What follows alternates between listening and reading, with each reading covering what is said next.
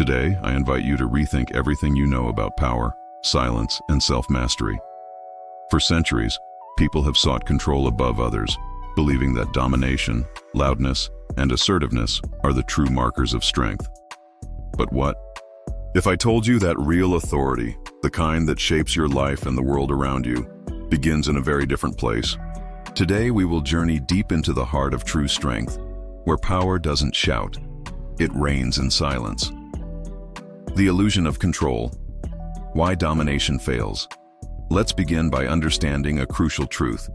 Dominating others is not genuine power, but a mask for inner uncertainty. In our society, we often associate loud voices, aggressive opinions, and forceful demands with authority. Leaders who shout, people who insist, even those who constantly broadcast every thought, they all seem powerful on the surface. Yet, this is only a surface-level illusion. When your actions and words are driven by the need to control others, you remain a slave to external validation. You become easily perturbed by criticism, you are quick to react to every provocation, and your sense of worth hinges on your ability to outshout those around you. This is not mastery. This is dependence. The more you try to dominate, the less you control. Real control, the kind that endures, is not about making others submit. It starts with the ability to control yourself, to remain calm in chaos, focused in confusion, and confident in doubt. It begins when you seize back your own narrative from the hands of others in society. Silence, too, carries many masks. Too often, we equate silence with weakness or defeat. In childhood, perhaps you were told to be quiet, to stay silent in the presence of authority or conflict. You learned to bite your tongue in moments of discomfort, to retreat into passivity out of fear of rejection, criticism, or simply not fitting in. This is the silence of submission, and it is everywhere. This silence is toxic because it kills your spirit slowly. How many times have you swallowed your truth, let others walk over your dreams, or allowed someone else, parents, teachers, bosses, even friends, to dictate your path? With each act of silent submission, you lose a piece of your dignity, your individuality, your voice. But if this is not the kind of silence worth cultivating, then what is?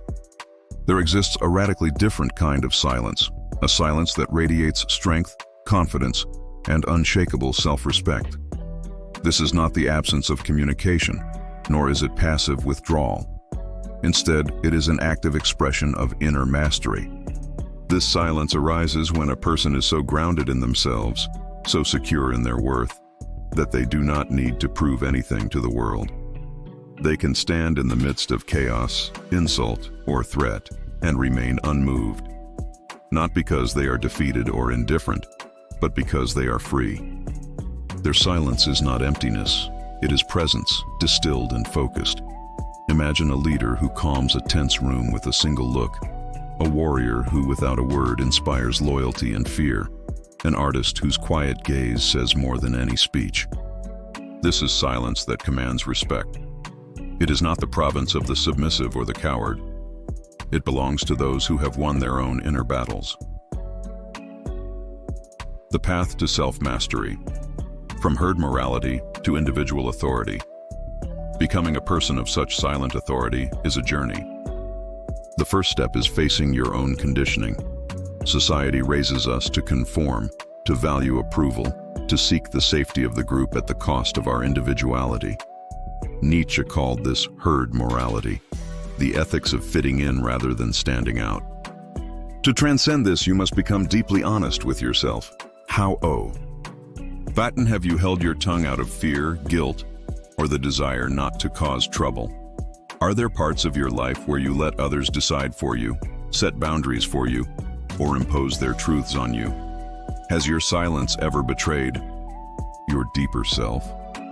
This honest reckoning is not easy. It may bring pain, regret, even anger. But it is necessary, because only when you see the ways your silence has diminished, you choose a new path. Overcoming the old silence. Choosing to be present. The answer is not to become loud, aggressive, or domineering. Instead, it is to allow the old submissive silence to die. In its place, foster a silence that is deliberate, a silent affirmation of your value, your boundaries, your presence. From now on, your silence should not be a space you hide in, but a space you claim as your own. It should be an invisible boundary, a strength that needs no explanation. Even if no one understands you, even if you stand alone, your silence must be a declaration. This is who I am, and I do not apologize for existing. Living this way requires courage. It demands that you abandon the safety of universal approval, that you drop the mask of pleasing others at the expense of truth. Instead, your new silence is the warrior's stillness, the serenity of one who has already won because their self-respect cannot be taken away. The Übermensch, the philosophy of the higher self. This journey is beautifully captured in Nietzsche's idea of the Übermensch, or the Overman, a being who has surpassed conventional morality and become the creator of their own meaning. The Übermensch tears off the masks society tries to force upon him or her, even when it hurts. Their silence is not the silence of defeat. It is the victorious quietude of someone who has nothing left to prove. In practical terms, to move toward this ideal, begin by paying attention to your own silence. When do you feel compelled to explain yourself or justify your decisions? Where, in your life, does your silence feel like hiding? How would it feel to replace that silence with one that calmly says, "I am enough as I am"? Gradually, you will find that your presence alone can change the energy in a room, resolve conflicts, or draw respect, not because you demand it, but because your inner integrity cannot be shaken. New foundations, the power of intentional silence. Let's establish a new foundation for understanding silence and power. Silence is not a gap or a retreat. It is not emptiness. True silence is a kind of language, a powerful one, if you use it deliberately. It is the mark of someone who understands that reacting to everything is a form of weakness, and that most situations are better shaped by centered presence rather than by words. Through intentional silence, you learn to listen, to observe, to choose your responses carefully, and to maintain control over your emotions. This is not about repressing yourself, but about gaining the freedom to act from a place of conscious wisdom. Practical application. Living the new silence daily. How do you apply this in your daily life?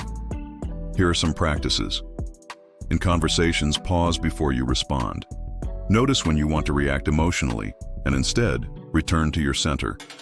When faced with criticism or provocation, resist the urge to defend or attack. Stand in your presence. Let silence be your first language. Set healthy boundaries. Sometimes saying nothing is the strongest no you can give. Practice self-reflection. Journal about moments when your silence felt empowering versus when it felt like avoidance. Surround yourself with people who respect your silence and your identity. Remember, the shift is not instant. The moment you decide to let your silence become a source of strength, you begin a lifelong transformation. There will be setbacks, times when you fall back into old habits, but every step forward is a victory. The call to courage. Public declaration. Courage is not the absence of fear, but the willingness to act despite it. To claim your new, powerful silence, you must publicly declare your choice, not to others, but to yourself. Say out loud or write. In the comments below, I choose the silence that commands respect. This admission is more than words. It's a commitment, a marker on your journey to self-mastery. It affirms that from this moment, your silence is no longer a hiding place, but a stage for your truest self. The necessity for wisdom. Knowing when to speak. Finally, remember, true mastery is not about never speaking, but about knowing when silence is strength and when speech is called for. The wise do not refuse words, but they use them with precision, never out of compulsion, only out of conscious choice. Let this become your new reality. The weak shout. The strong remain silent, and the wise know the right time for both. As we conclude this exploration, ask yourself, are you living out of fear and the need to please, or out of your deepest convictions? Does your silence shrink you, Or does it announce your presence so strongly that words become unnecessary? The world does not need more noise. It needs more depth, more presence, and more genuine authority. It needs you, not as a talker, not as a follower, but as someone whose silence commands respect. This is not the end. Go further. Watch the next chapter. Keep questioning, keep practicing. You deserve to become everything you are capable of being, and more. Thank you for your attention.